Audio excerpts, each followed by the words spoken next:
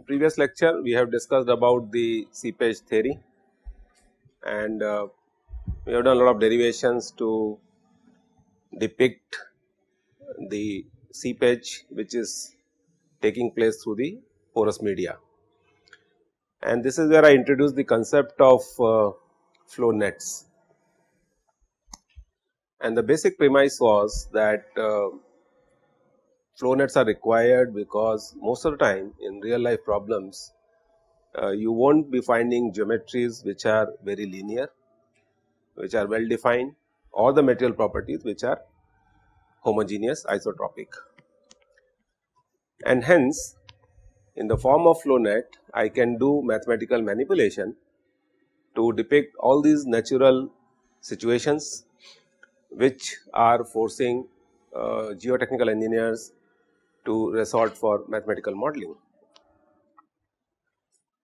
So, having set the concepts of the seepage through the porous media,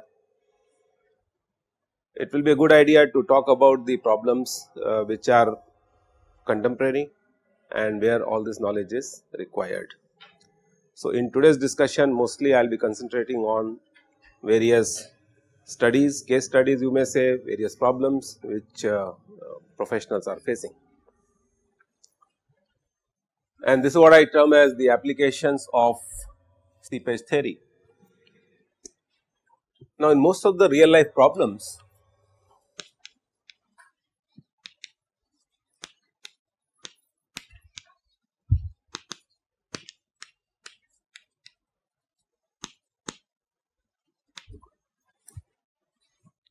where the seepage is taking place,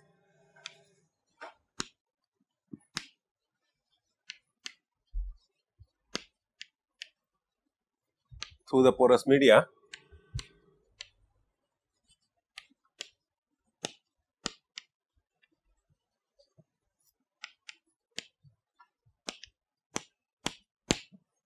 we use the concept of the flow nets.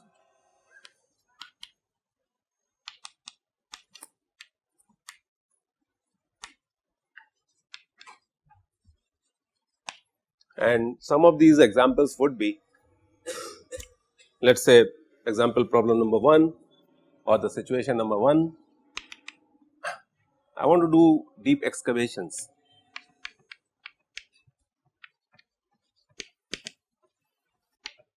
Particularly excavations in soils. Most of the metro work which is going on in the country or wherever, most of the underground structures which are being placed, different type of caverns where you are storing hydrocarbons, nuclear waste for that matter, oil, gas, even the potable water, utilities it could be. We go for excavation in the soils. Now, I am sure you must have seen or you will realize the fact that suppose if this is the ground surface and if I want to excavate to create some facility, what I will have to do is I will have to start digging, alright, depends upon what is the corridor. The basic intention is, let us say I want to create a tunnel over here which would act like a metro tomorrow, or it could be a buried pipe, it could be your data communication system, fiber optic cables or electrical cables or whatever. So, if this is the intention, what I have to do is I have to remove this much soil mass and then lay the utility over here or create the space for the utility over here. Depending upon the soil type, alright, it may so happen that the moment you start excavating by scraping the material layer by layer, after a certain depth the entire soil mass may yield, it may collapse. Now, this part we are going to study in the second course because that has something to do with the strength of the material. So, I will be restricting my discussion not related to the collapse due to the strength loss. Now, because we are discussing the seepage, what I will do is, suppose if I say the water table is somewhere here, you are doing a project in an area which is water deficit, alright, no issues, seepage is not going to create any problem. But imagine a situation where the water table is somewhere here.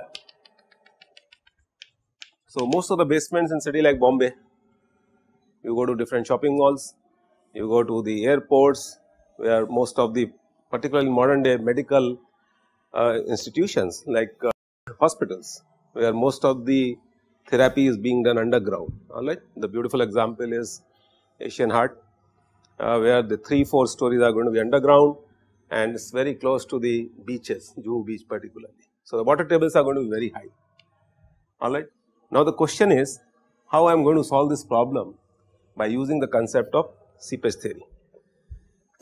So, what I will have to do is I will have to, this excavation can be done without any support, but it is a good idea when you are going very deep and when you are encountering water table to insert a sheet pile into this. So, suppose this is the situation A, how this will be achieved? I will insert in the ground mass or the ground surface a sheet pile. Have you ever seen a sheet pile? Yes or no?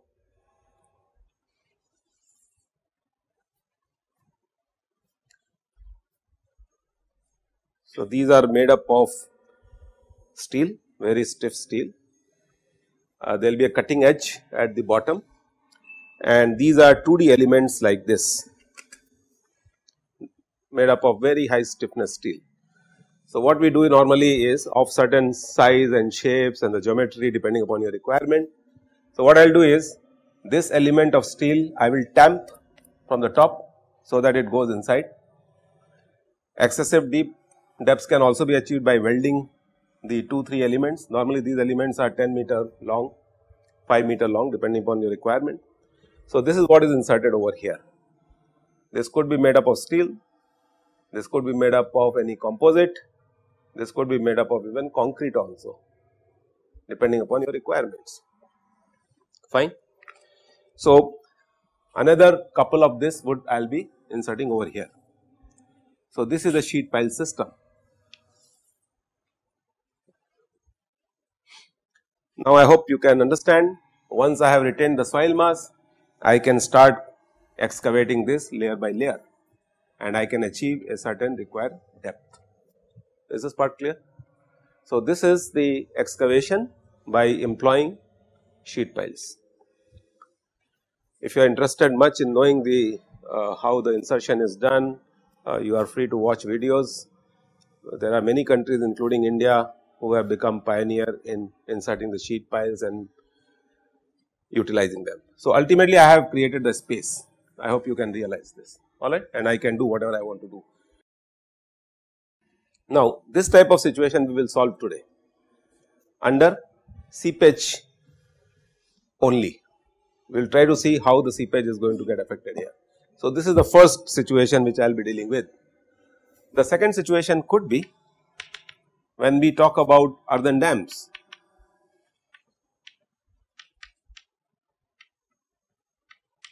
Earthen dams are the dams which are made up of compacted earth or compacted soil.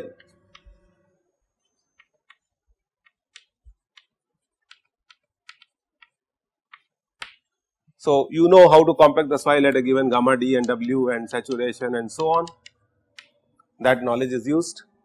We have already studied the concept of hydraulic conductivity K, that means the material properties are well defined. Now, if you see a typical cross section of an earthen dam, next time when you go to a dam for picnic, you should realize how the embankment and the dams are constructed. And this is somewhere I have the foundation system. So, these dams have typically two domains. The first domain is the body of the dam and the second is the foundation of the dam, alright. So, this is the body of the dam and this is the foundation system.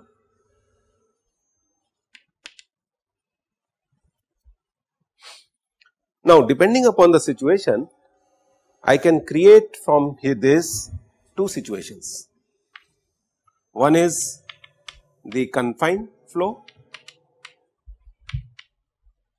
and the another one is unconfined flow.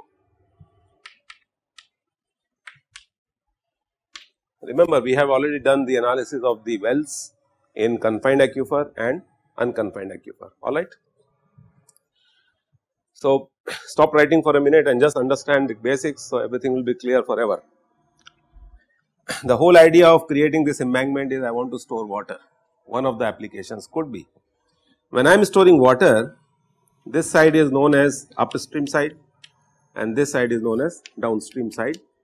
Sometimes people also call this as a tailwater.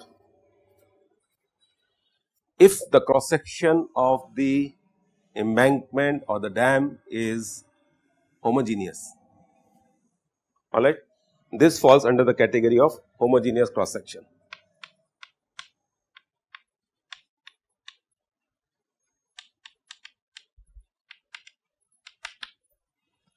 But this type of situation is going to be very detrimental, because in the due course of time what is going to happen is, any guess? If you leave it like this is a porous media, very soon the seepage pattern will set in. So, the seepage is going to take place like this. I am sure you will realize the moment the seepage line comes and hits at the downstream slope, this slope is known as downstream slope.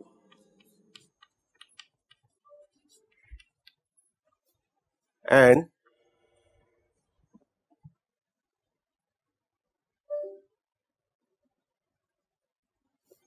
this is known as the downstream slope and this one is known as upstream slope. In the second course, Geotechnical Engineering 2, we will discuss about how to design this embankment by using the shear strength theory. Clear? So, for the time being, let us not bother about the stability of the system. Let us assume that the system is stable and the only destabilizing force could be the seepage. So, as you see, the moment this top line, phreatic line, comes and hits over here, there could be some erosion which might start from this point. Clear? So, in order to stop that, what is done is, normally we design filters.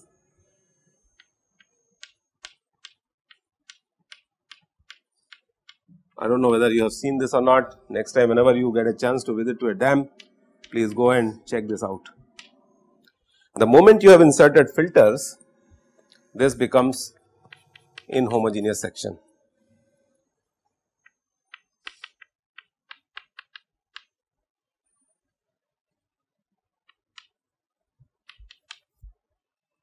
The whole idea of putting filter is that this seepage line is not going to hit the downstream slope. We will do this analysis in the next lecture, and I am making sure that the top phreatic line comes and meets the filter and not affects the stability of the downstream slope of the dam. So, I have created 4 situations out of it.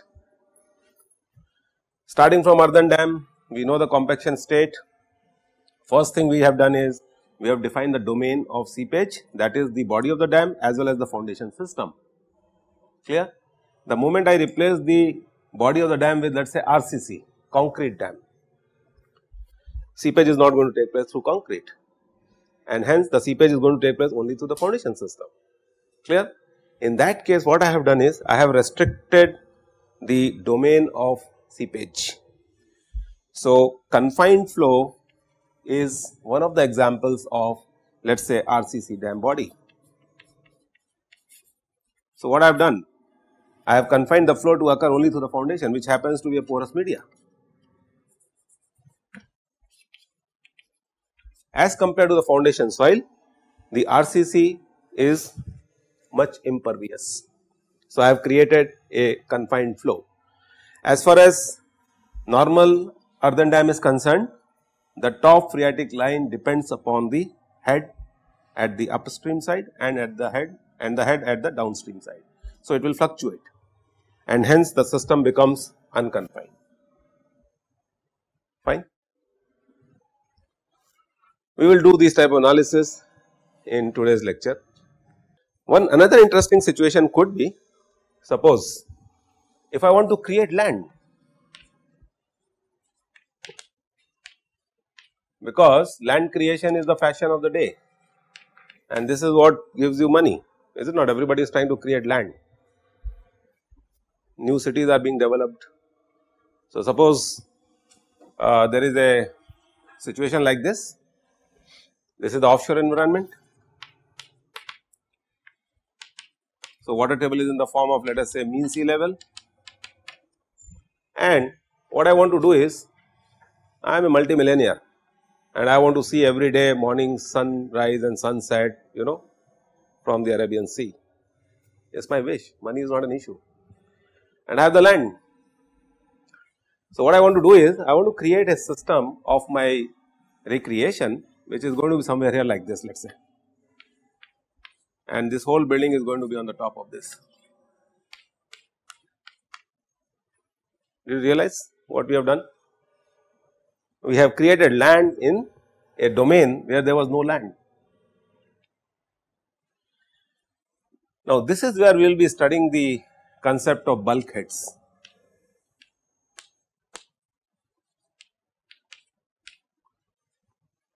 Again in the next course. Just to quickly answer your hunch of what bulkhead would be. Suppose this is a ground surface, alright, and I want to create a system like this. So, what I have to do is, I have to create a retention system over here. Again I will use sheet piles and I will fill up on this side. So, this becomes my backfill,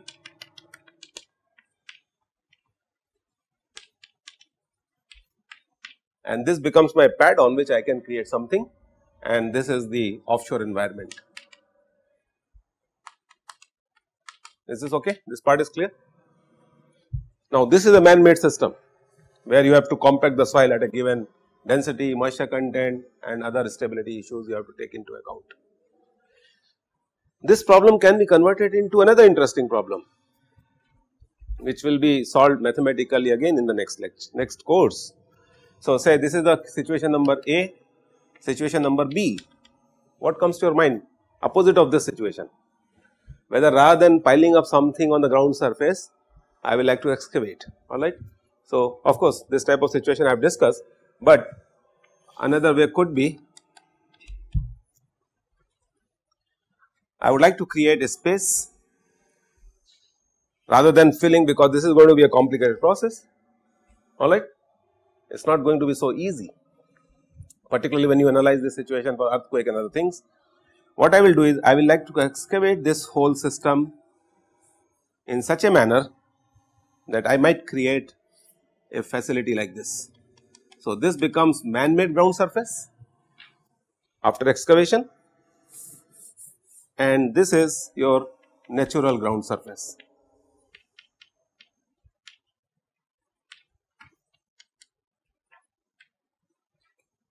I hope you have realized that there are several situations which can be created, alright.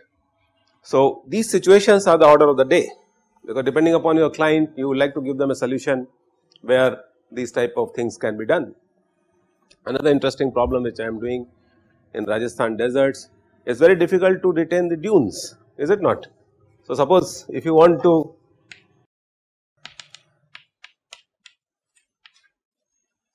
stabilization of formations. Now, these formations are natural formations. So, suppose if I give you a situation like this, you know, this is a series of hillocks, and when you want to do expansion, either roads have to be done there, or railway lines have to be done there, or pipelines have to be done there, or tankers have to be done there, or storage tanks have to be done there. So, suppose if I want to create a right of way, you understood this statement? Why in your transportation engineering you must have done creation of right of way. So, right of way is something, if I would like to, let us say, chop off from here and chop off from here, this becomes cutting, and this soil I would like to fill it up in this valley to create a platform like this. You understood what I have done?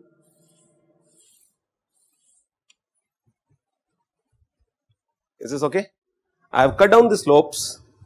Of course, I have to take permissions from MOE, FCC and other agencies.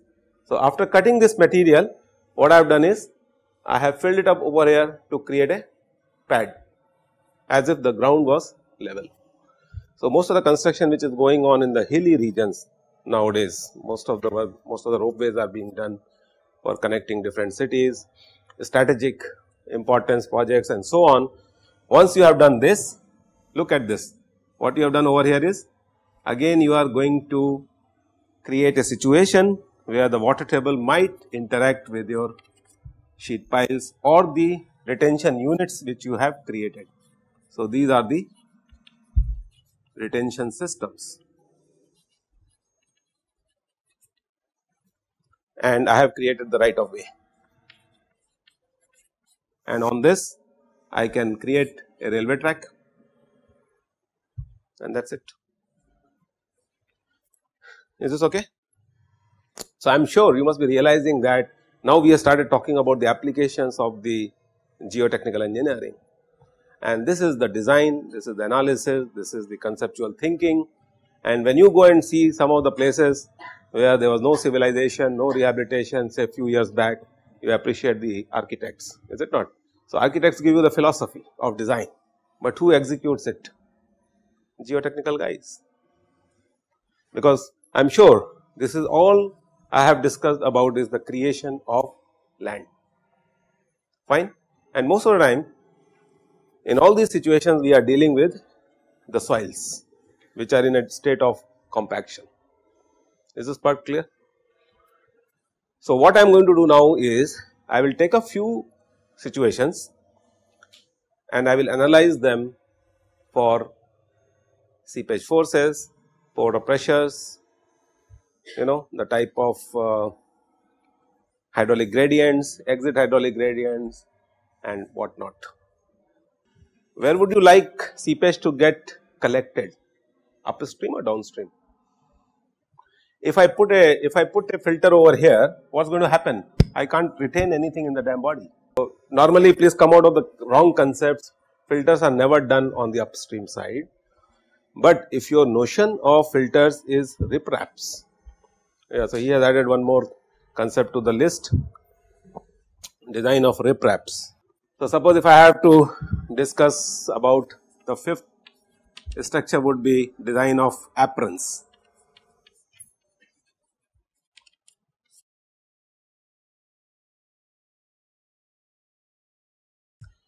See, the right place to put a apron would be upstream or downstream.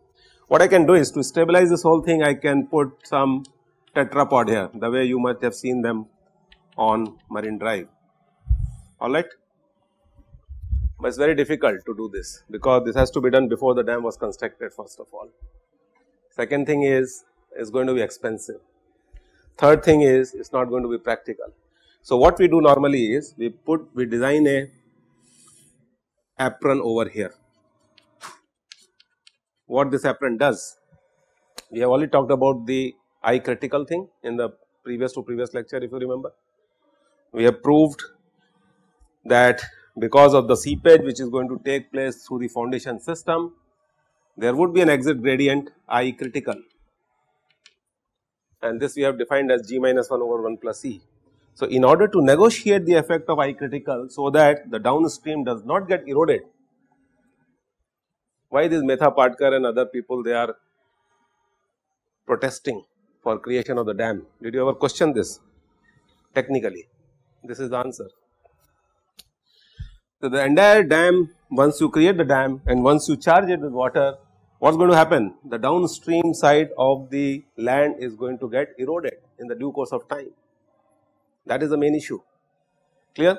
So, if I create an apron over here, very soon you will learn what I have done is I have elongated the seepage length and hence the hydraulic gradients are going to be less, fine. So, this is also you can study under the same head, good. What is apron exactly? Good. So, see the normal practice is suppose if I want to suppress something, clear, what I should be doing? I will create a thick pad of concrete so that this mass gets added up to the soil mass. So, apron by definition is a thick mass of concrete which is going to negotiate with the F force. F, you remember, the seepage force.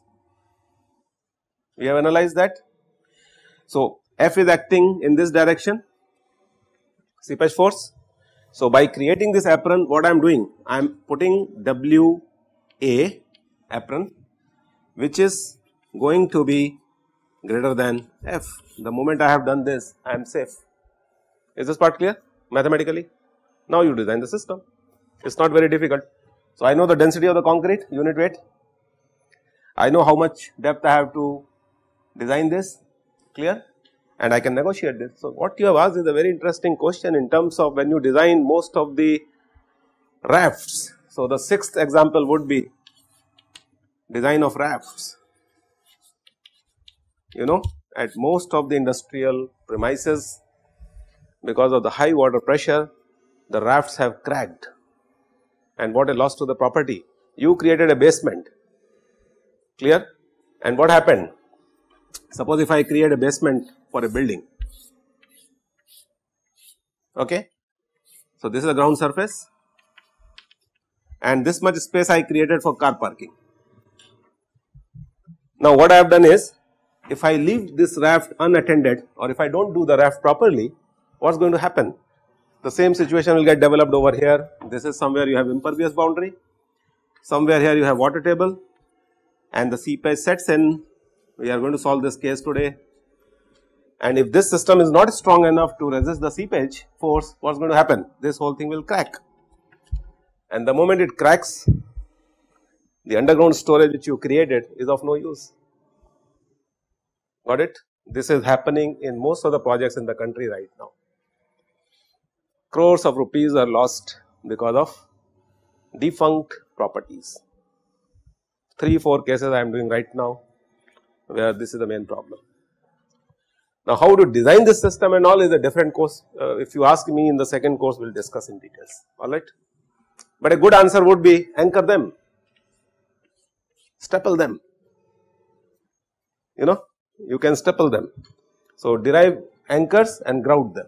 Now, let us start with the basic models, simple models, so that you can understand the concepts and how to use them. Go to the islands, Singapore, and these are islands which are floating in the sea. Now, suppose if I want to do excessive excavation, I hope you understand why excavation should be done, because the entire parking system is underground, tunnels are underground, sewage disposal is underground, clear? How to create the space? So, all these things are being discussed in the contemporary subject which is known as underground space creation. Check it on net and you will find several examples of how to create underground space, or they call it as underground space utilization technology.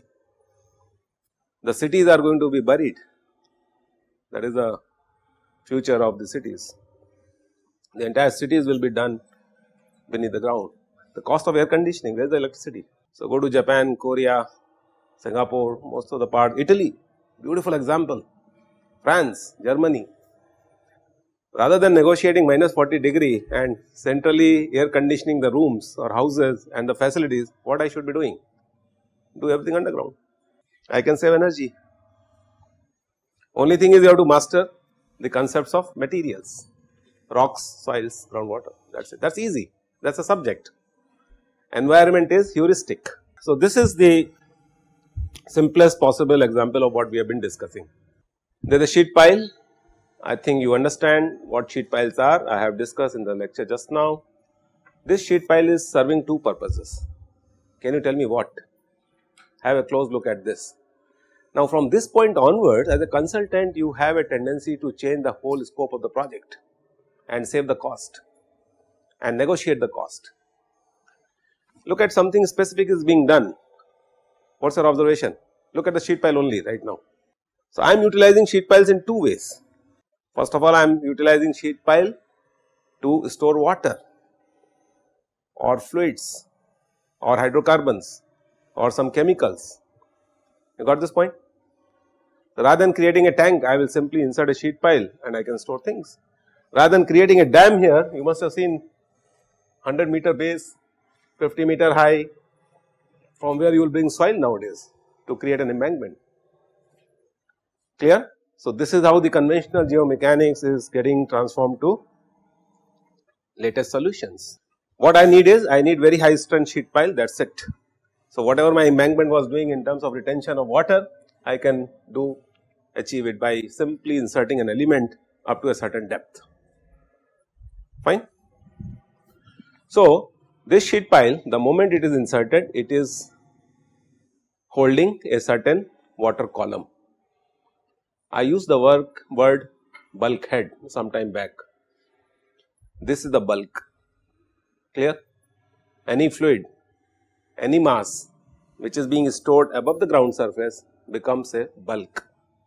So, bulkhead is nothing but a sort of a pile which is helping you to retain a certain volume of the material.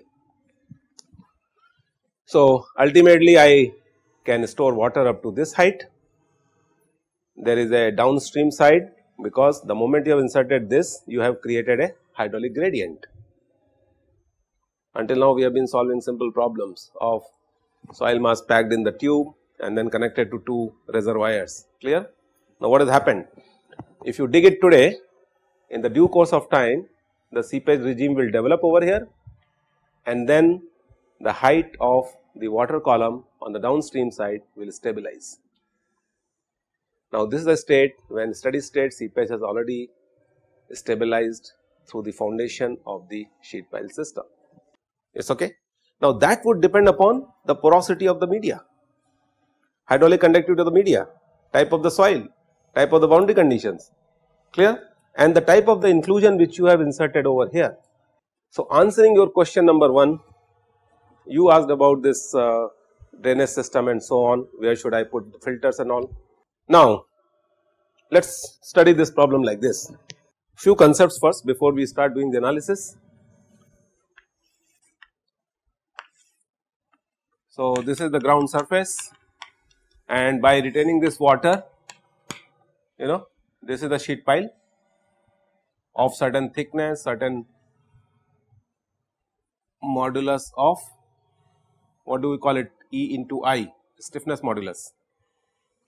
In a structural analysis, you must be doing the course, E into I is the stiffness modulus. So, I can select an element, this becomes sheet pile, and this is how the seepage regimes develop. What I have written here is, it's a 2-dimensional flow, number 1. Why? Because we are considering everything perpendicular to the plane. So, as if the width of the sheet pile is unity, 1 meter, clear? And hence we have made a 3-dimensional problem into a 2-dimensional problem. Now, this line AA is defined as the equipotential line. This is an equipotential line. Why is an equipotential line? Have you understood or not, all of you?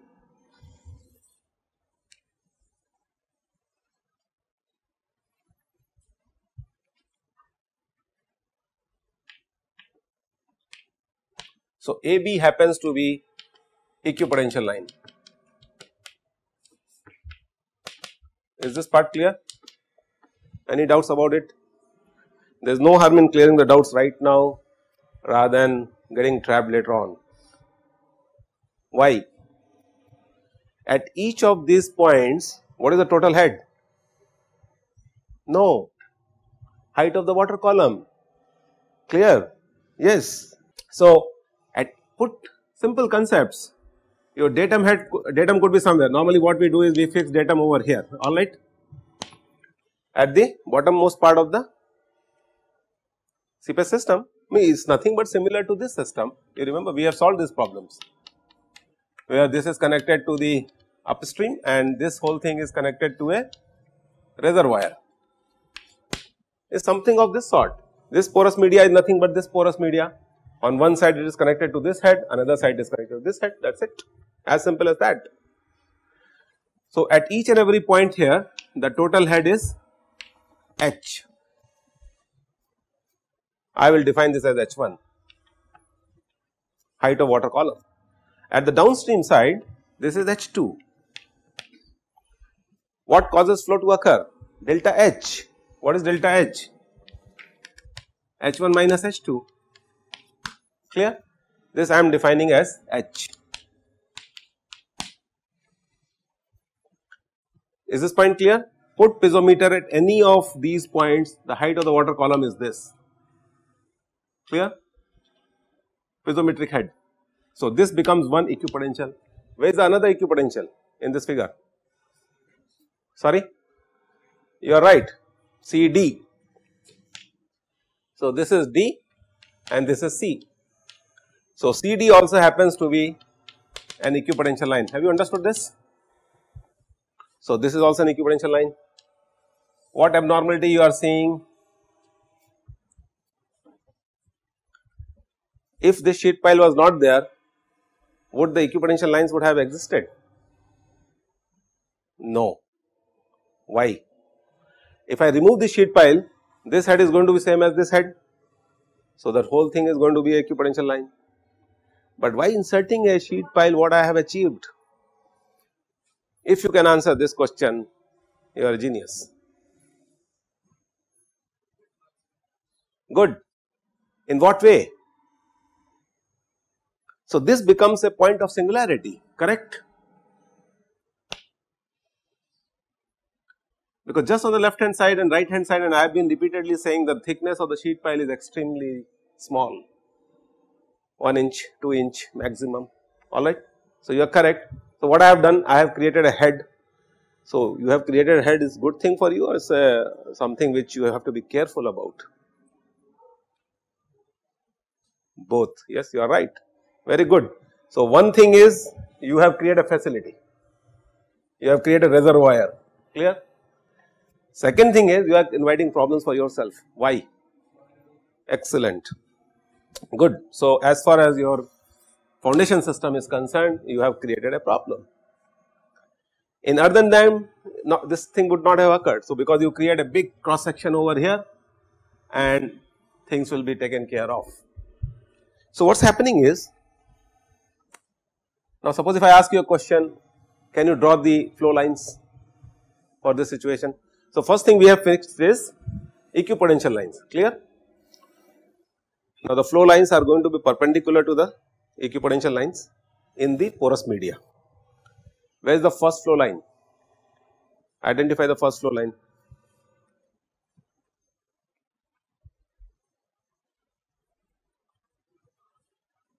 The first flow line is along the inclusion which you have created.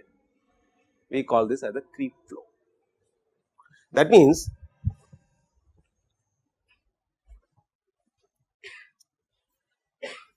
if this is equipotential, the two heads difference is delta H is going to cause seepage to set in, clear. This is how the seepage will set in and it will come out. Is this correct? Have you understood this? At this point seepage is 100%, at this point it is 0%. So, that means all the water will have a tendency to seep through, gaze through all along the sheet pile and come out at this point. This becomes the flow line. What conditions you have to maintain? The flow line is perpendicular to the equipotential line. So, this is 90 degree, this is 90 degree. Suppose if I play with the length of the sheet pile, what I am going to achieve? One of you, yes. Suppose if I increase the length, what is going to happen of the sheet pile? You are elongating the path. Elongation of the path means gradient, very good. Why? What is I? H by L. So, what you have done is, for the same H or delta H which was earlier acting at, let us say, length of LP by length 2 times LP, is this okay? Now, by increasing it, what I have done? I am reducing the I value. So, I1 becomes delta H upon 2 times LP plus delta LP. What I have achieved out of this situation? More than that, what is more critical? Seepage is not critical. Sorry, seepage force you have reduced. Excellent. So that means all the I criticals are going to be now less, and hence what you are talking about, the erosion and everything will be taken care of. Clear? Very nice. This concept is clear. So this answers one of the questions that somebody was asking, and where I said length of the seepage path. I do not remember who was discussing this issue. Is this part clear? So basically length of the sheet piles are going to determine the exit gradients, and based on that I can design the whole system so that it becomes erosion proof. Can I complete the flow net now? So conceptually what you have to do, you keep on drawing the flow lines. This is the shape of the flow line. Now what you are seeing is this portion is going to be very tricky, but the flow is going to take place, alright. And this is the impervious boundary. What is the characteristic of the sheet pile? Is this pervious or impervious? Sheet pile itself impervious, correct. So one more condition which we are going to put over here is, by virtue of being impervious element, is steel, concrete, composites, no flow is going to take place across this line. Clear? So is this part clear? So we have, what we have done, we have fixed the boundary conditions. Equipotential line, flow line, across this no discharge is going to take place. This is the porous media. Similarly, across this there is no discharge, because it is an impervious surface.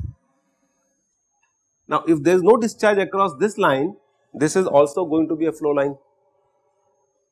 Agreed? Correct? So that means the bottommost flow line would be something this. It's okay? Correct? This is a confined flow because the domain of the flow is fixed. Even if h decreases, it does not matter because the flow domain is fixed.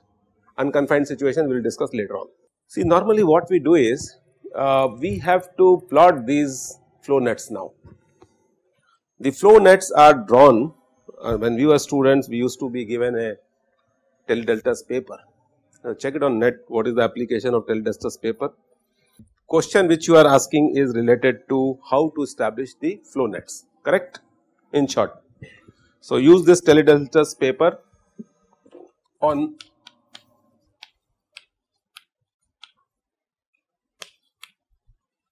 this is a conducting paper.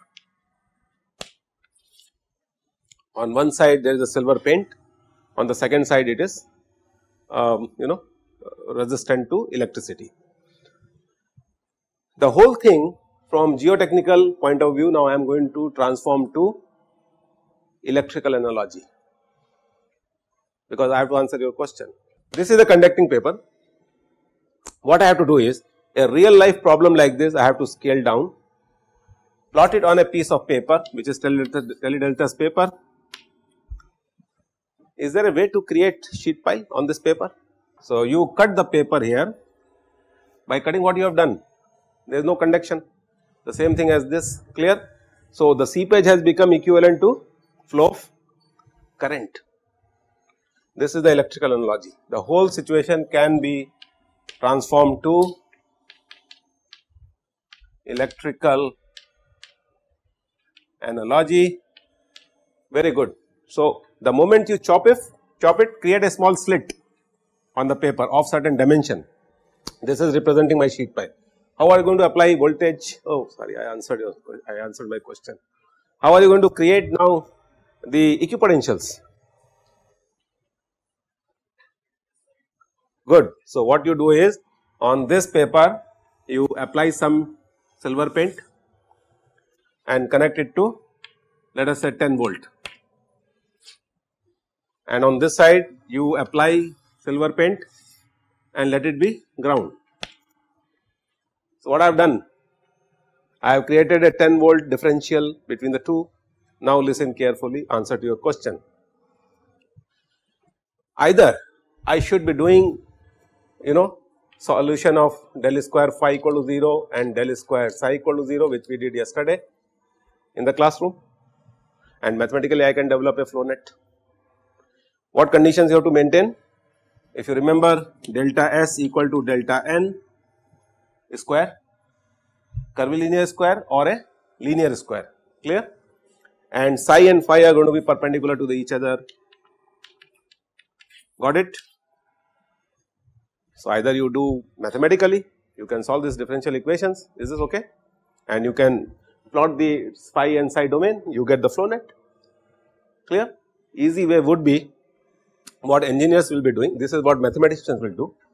Engineers will use this paper, scale down the whole project, apply certain voltage here, 0 voltage here, and then take a probe. You know these conducting probes are there, what do you call them? In multimeters you have probes. Is this okay? Wheatstone bridge can also be used. And suppose if I touch at this point, if I touch at this point, if I touch at this point and so on, so what I am going to get? Potential. Is this okay? So as precise as I want, I can use that probe which is connected to a digital potentiometer or whatever, and I can find out the voltages across this point. Once the voltages are known, you get the equipotential line. Is this okay? Now once the equipotential lines are obtained, what you have to do is draw the flow lines by keeping these three things intact, either linear or curvilinear. Fine. Is this the answer you have understood? Then what should again I be doing? Having done this, I can transform the whole thing on this scale also. Sometimes people use copper sulfate solution also for analyzing these things. Ultimately everything will get affected in the form of void ratio porosity, and these things will reflect on gamma d, and this is going to reflect on K, that is it. How does it matter? Got it? So if I do a borehole here before inserting the sheet pile, if I know the profile of the soil, I know the void ratios, porosities, I can compute gamma d, I can relate it to the hydraulic conductivity, that is all. The question is, why are we doing all this analysis? One is, okay, we have established the flow net. So all these become the flow lines. The whole idea of doing this flow net is, as somebody said correctly, I want to find out what is the discharge taking place across the sheet pile system. Because what is your whole intention? The whole intention is that this water should not be lost at all. Polavaram Canal is a beautiful example. Clear? You have a lift irrigation system, pervious land, even if you store water, everything will seep through. What is the point in spending crores of rupees? So what should I be doing? I should be computing Q for different lengths of the sheet piles, try to minimize it and achieve a situation where Q tends to 0. I have created a very pervious system, engineering wise impervious, through which nothing discharges. What else you wanted? By playing with the length of the flow lines only, nothing else, simple solution. Got it? First is apply the voltage, get the phi. Once you have got the phi, from here you can get the psi, keeping the boundary conditions in place. Little bit analysis of this type of a situation I will do. So coming back to the deep excavations, as I discussed, this is the ground surface and I am creating some space, and this is the end of the excavation. So I have to remove this soil. Tell me one thing, the moment I remove this soil, what is going to happen? What happens when the soil at that portion has been removed? Excavation has been. So the question is, if you are putting these sheet piles and if you remove this soil, what comes to your mind? Number one, forget about seepage analysis and all. What's going to happen? And provided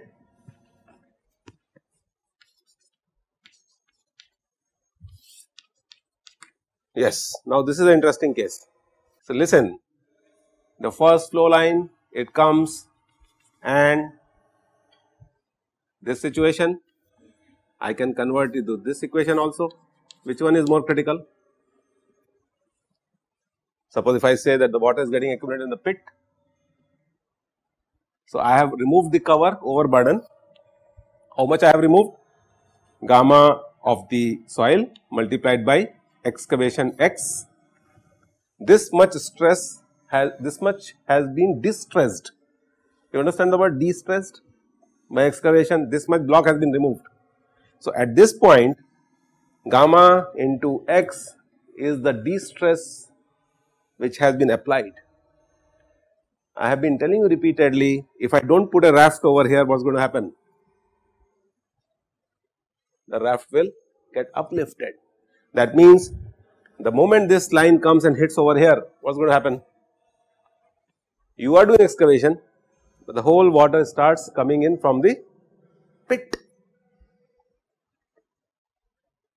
Are you getting this point? This is what is going to be determined. How to stop this? Design a raft, overload the system, create the space. I am getting the advantage of 25 kilonewton per meter cube of concrete, RCC, clear? And this was how much? 15-16 kilonewton per meter cube. So that 9 kilonewton per meter cube multiplied by the thickness of this is going to be the added stress on the exit gradients. Mechanics done. I have twisted the problem a bit just to give them more idea about what's going on in the consulting field. Clear? Is this okay? Now, if you are not satisfied still, suppose the water table is very, very close and dynamic situations and what not, do proper anchoring.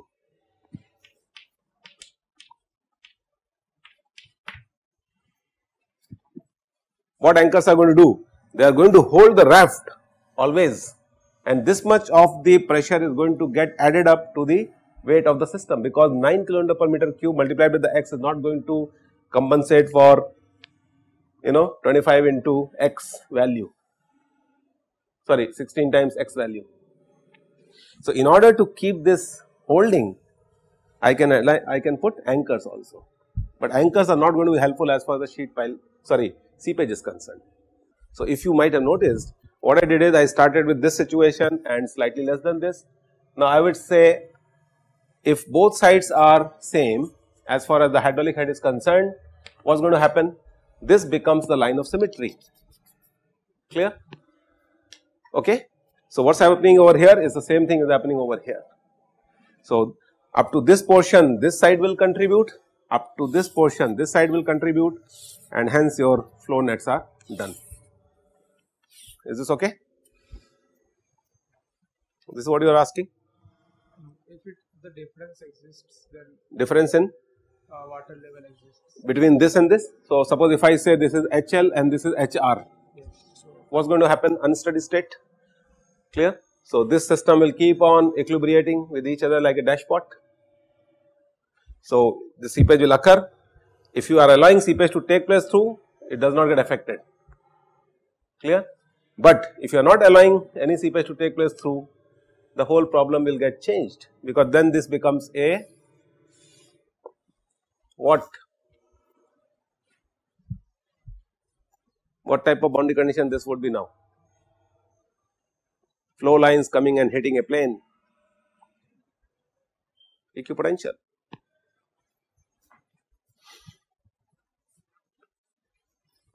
Is this part clear? Just go by the simple geometry of the thing. The flow lines comes and cuts a certain plane, is going to be an equipotential. You have an equipotential here, you have an equipotential here. This equipotential is connected to the atmosphere. what he was talking about, suppose if I put a filter layer over here and I objected, why? I said whatever you are holding over here, it will keep on seeping out, I do not get any advantage out of it, fine. So, I am sure you are getting different dimensions of the situations, is this part clear? Yeah, so just go by this fact, this is equipotential number 1, this is equipotential number 2, this will be equipotential number 3, I do not know what are the equipotentials over there. So, what you have done is you have created a situation which is case specific. So, maybe to answer your question, I think suppose if I give you a situation like this, there is a sloping ground and there is a sheet piling done over here like this. Now, solve this problem.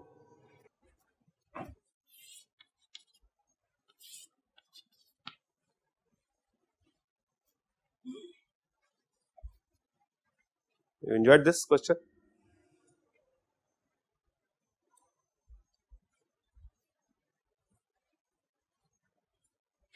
What about this line? This remains equipotential still or not? Each and every point at this place, the location is changing, so total head is going to be constant. That is it, nothing else.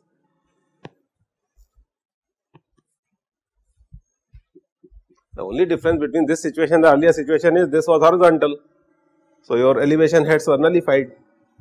Now, what has happened? Each point will contribute to a certain elevation head also, and the piezometric head is at this point this much, at this point this much, at this point this much, at this point this much, so on. So, this is a sheet pile, this is a sheet pile, this is the ground surface. Here you have H1, H2, or this is H1, it could be H2 also, whatever we have discussed this. This is the end of the excavation, and the water table I have shown at this point itself, and I am considering this as datum. Then there is the impervious surface.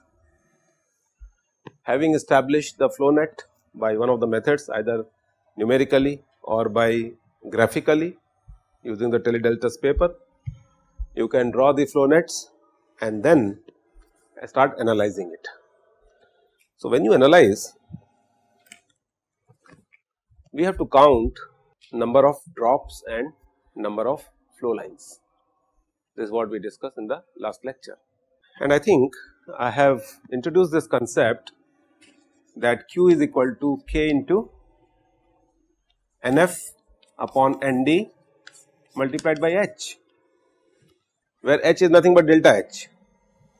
So, H could be delta H, H1 minus H2, NF is the number of flow channels, ND is the number of drops of the equipotential line. Having done the flow net, start counting. This is equipotential, this is the bottommost flow line, impervious layer, so no discharge is going to take place through this, good. Sheet pile, no discharge across this, this happens to the first flow line, grazing through the sheet pile itself, alright. The next flow line is this, next is this, so on, symmetrical case, both sides, this is the regime, flow regime which has got established. From this point to this point, which is atmospheric, I hope you understand the seepage is being caused by this head minus 0, clear, agreed. In other words, the head is dropping from this plane to this plane in number of drops, which I have represented as ND. Start counting it. First drop, this is the first segment, first drop, second drop, third drop, fourth drop, fifth, sixth, seventh, eighth, ninth, 10th. Meaning thereby the entire head has got dissipated in the porous media in 10 drops. Is this okay? So, we have counted NDs. In other words, if this is 100% potential and this is 0% potential, what will be the value of H at each of these lines, equipotential lines? If this is 100, this will be 90, this will be 80, this will be 70, this will be 60, 50, 40, 30, 20, 10, I have missed out at some other place. So, this is 100%, let us say 100, this is 90, 80, 70, yeah, 70, 60, 50, 40, 30, 20, 10, 0. Okay. So, truly speaking, at each of these equipotential, you know the H value. Is this correct or not? H by 10 multiplied by ND is the value of the head at that point. Now, you need not to insert piezometer and all, because the moment you have done flow net, you know the value of H at every point. Is this part clear? How many flow lines are there? Ticks. This is the first flow channel, this is the second flow channel, this is the third flow channel, and so on. There would be a flow channel which will be grazing through the horizontal plane at infinite distance on both sides. So, that means this is the NF number 1, NF number 2, NF number 3, but truly it is not 3, this 3 point something. Clear? So, how many flow channels are there? NF we have got, ND we have got, H we know. If K is known, I know what is the value of Q. And remember, this Q is the discharge which is taking place through the space between the sheet pile and the formation. So, this is the value of Q over here per unit width of the cross section perpendicular to the plane. Please take 1 or 2 minutes to understand, and in case you have doubts, we will discuss again. I can keep on refining the flow nets at millimeter scale also. So, I can dissipate the entire delta H in 1000 steps also. How much time is required, how much computational time is required, clear? Whether this is really required or not. So, I can do very fine mesh to create more NDs also there. I think this is what you are trying to ask. This is the flow line. So, there is no harm in drawing a line like this of the equipotential. Is this correct technically? Flow line is perpendicular to the equipotential line. So, are you happy with this situation or not?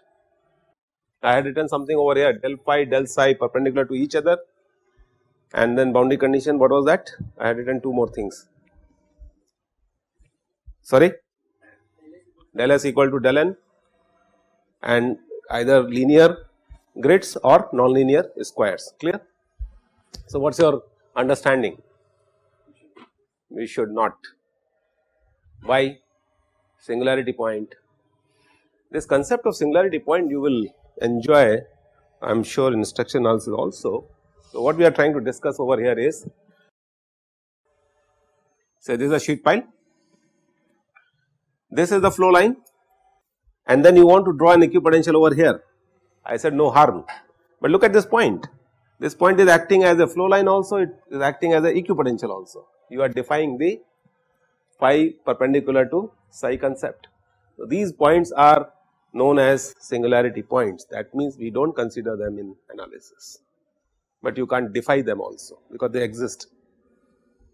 Fine, clear? So, I can bypass this drop and I can take some other drops in the nearby. This is how it has been done. You have the voltage here V1, you have the voltage here V2. What I am doing is I am just trying to find out what is the voltage distribution in the domain, that is it. So, by using that probe I am just fixing what is the voltage, that is it, nothing else, there is no reading. So, you are establishing the EQ voltage point. So, this becomes equipotential line, fine, and one of the lines is this, another line is this, alright,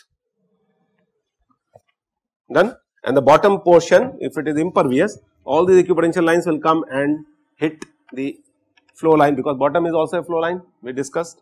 So, they will be perpendicular 90, 90 and so on.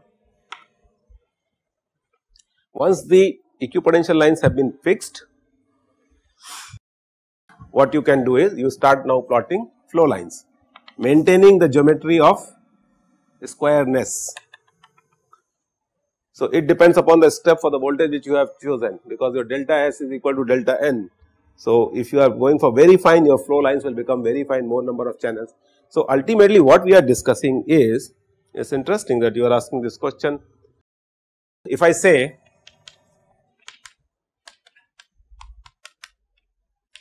fine, I will say that Q is equal to K into H into some coefficient alpha, which is a geometrical coefficient. It depends upon your precision of drawing the flow net, because I am sure if you plot a very fine flow net, number of F increases, NF increases and D also increases. So, that gets nullified. Clear? That is it.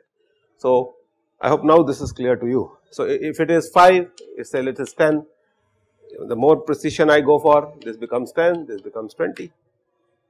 Now, suppose if I give you an element over here, alright, this is the element which is very close to the exit, and we want to design all those protection systems. So, you know what is the value of delta H across this element? This is 0 and this would be total delta H upon 10, because this is a 10th drop, agreed.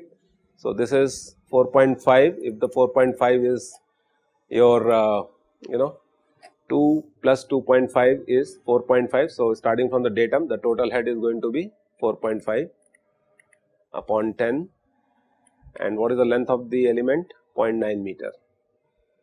So, exit gradient is 0.5. How do you check the suitability of the exit gradient?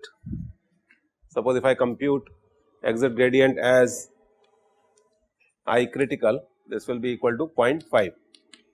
What I should be doing with this?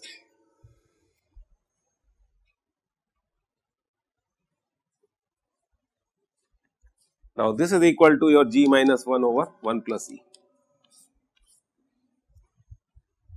We have proven this when we are doing the seepage force analysis. Now, the material properties are coming in application in two ways: specific gravity of the soil and the void ratios. So, suppose if I say this is inequality, and if I say the theoretical I critical is coming out to be more than I critical which you are getting from the flow net, what is the implication?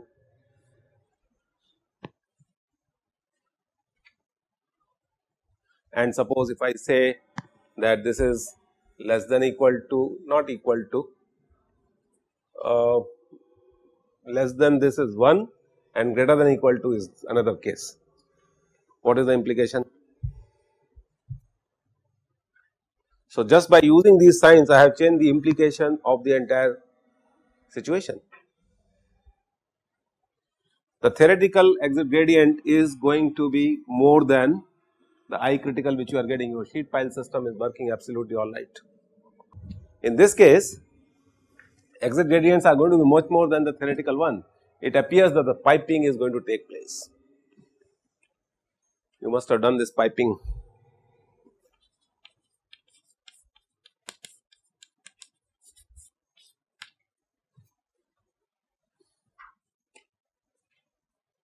The question which you are asking about the symmetry, I hope you can realize here what is contributing to the total discharge. We talked about only one half, 1, 2, 3 point something, and this portion is also connected with the channels 1, 2, 3. So, it is about 6, 7 which you might consider, and then your number of flow lines which are contributing to the system would be 7 or 6 and drops would be 10, and then you can solve this. What is the significance of this 2.25 here? This much is the space through which the discharge is going to occur. So, basically this Q is going to take place through this, and the way it looks like is, this is your third dimension of the entire system,